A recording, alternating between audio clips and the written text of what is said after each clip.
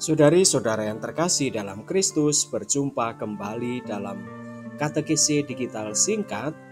Kali ini kita akan mengulas tentang puluhan orang jadi Katolik di Paroki Hati Kudus, Palembang. Untuk lebih detailnya, mari kita simak bersama-sama.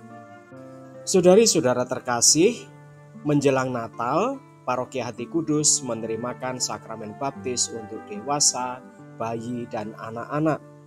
Ada puluhan orang dewasa, 3 bayi dan 6 orang anak yang menerima sakramen baptis.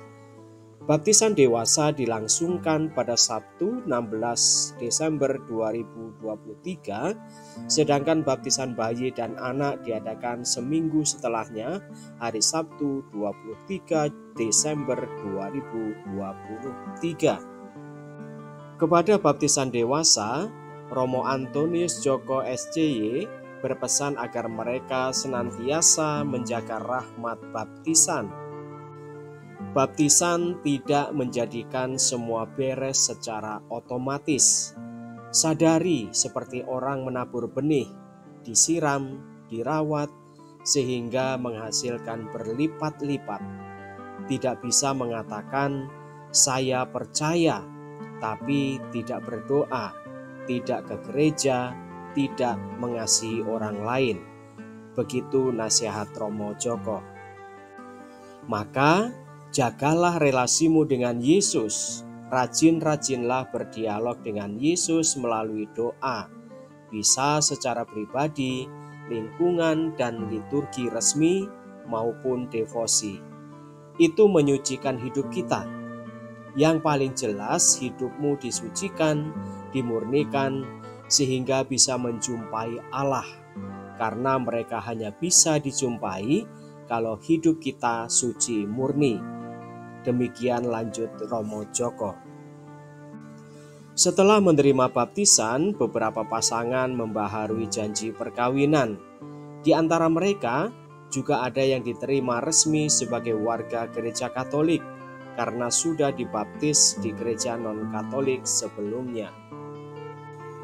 Dalam keheningan cinta mengenang Romo Antonius Djoko SCY, aku telah mengakhiri pertandingan yang baik, aku telah mencapai garis akhir, dan aku telah memelihara iman. 2 Timotius bab 4 ayat 7. Romo Antonius Djoko SCY lahir di Lampung 4 Januari 1977. Kaul pertama di Gisting 1 Agustus 1998. Imamat diterima di Palembang 28 Agustus 2007. Dia adalah pribadi yang lembut. Dia sosok yang lembut, lebih banyak diam, suka menasehati, tetapi dia juga cerdas, perhatian, pribadi yang terbuka, memberi dirinya kepada para konfraternya dan semua orang. Paulus itu bersukacita dalam segala hal. Paulus itu menunjukkan bahwa dia bersukacita meskipun dia mengalami kesulitan dan penderitaan. Romo Djoko juga pernah mengatakan bahwa kita seharusnya juga selalu bersukacita dalam Kristus meski kita dalam keadaan yang sulit sekalipun. Romo Djoko adalah orang yang sangat rapih dan tekun.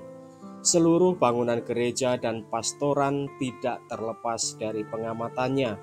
Semua ruangan rapi dan bersih, menandakan betapa pedulinya Romo akan lingkungan di sekitar tempat tinggalnya.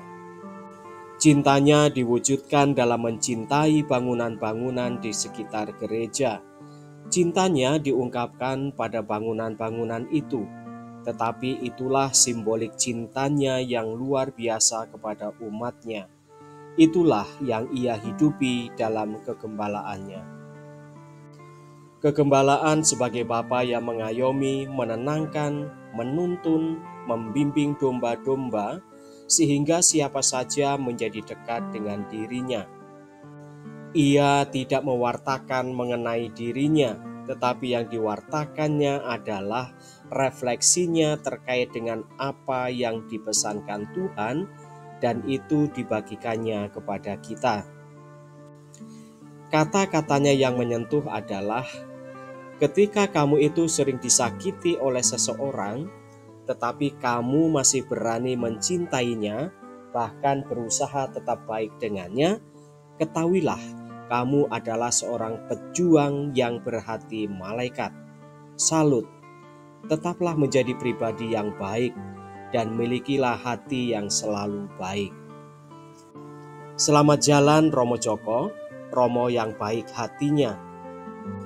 Setelah 2 hari disemayamkan di Paroki Hati Kudus pada hari Senin 28 April, Romo Andreas Suparman SCY sebagai Provinsial SCY memimpin Misa Requiem untuk mengiringi kepergian Romo Antonius Djoko SCY.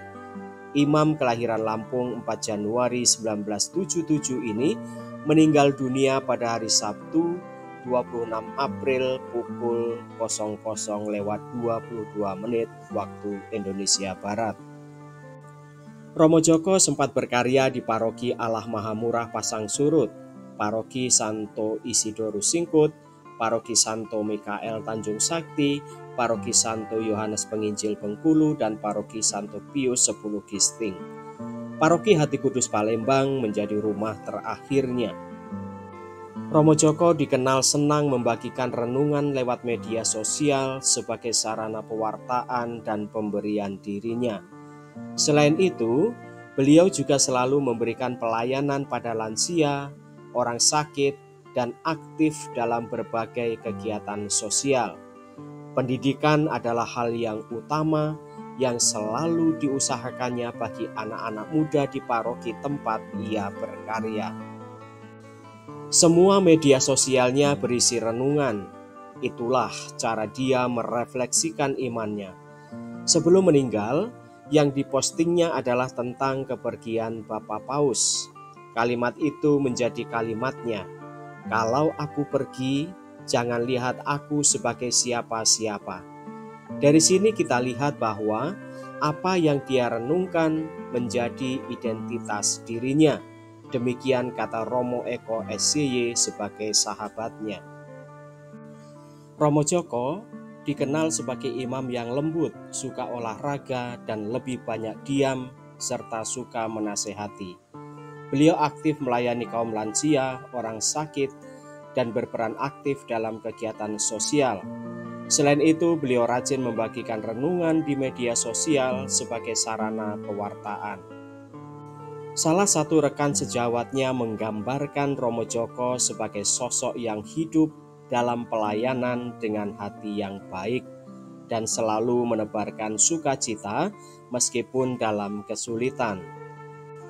Romo Djoko adalah orang baik, hatinya baik. Kematiannya di Oktav Paskah dan Minggu Kerahiman Ilahi. Ini istimewa. Ada begitu banyak orang yang diselamatkan karena sentuhan rohaninya, dan kita yang berhimpun di tempat ini merasakan hal yang sama. Demikian kata Romo Eko menutup sharingnya. Sutrisno, kakak kandung Romo Djoko, menyampaikan ungkapan syukurnya atas perhatian para rekan imam dan umat kepada Romo Djoko sejak awal perjalanan Romo Djoko di Paroki Hati Kudus hingga ia menghadap Bapa. Beliau menuturkan bahwa sejak kecil adiknya ini memang sulit untuk dibawa berobat ke rumah sakit. Sebelum kepergiannya, Romo Djoko mengunggah beberapa konten mengenai kematian Paus Fransiskus. Semoga Romo menjadi misdinar Paus di surga. Semoga jadi misdinar ya, Romo, tutur Sutrisno sambil menatap peti Romo Djoko. Romo itu orang baik, pergilah Romo dengan damai. Ini hari yang baik untuk Romo, matur nuwun. Selanjutnya keluarga dan umat serta para konfrater memberikan penghormatan terakhir. Jenazah dimakamkan di Taman Getsemani Caritas Hospital. Selamat jalan Romo Djoko. Semoga Romo Antonius Djoko SCY mendapatkan tempat terindah di sisi Tuhan dan menjadi inspirasi bagi umat yang mengenalnya untuk terus hidup dalam pelayanan dan sukacita. Salam.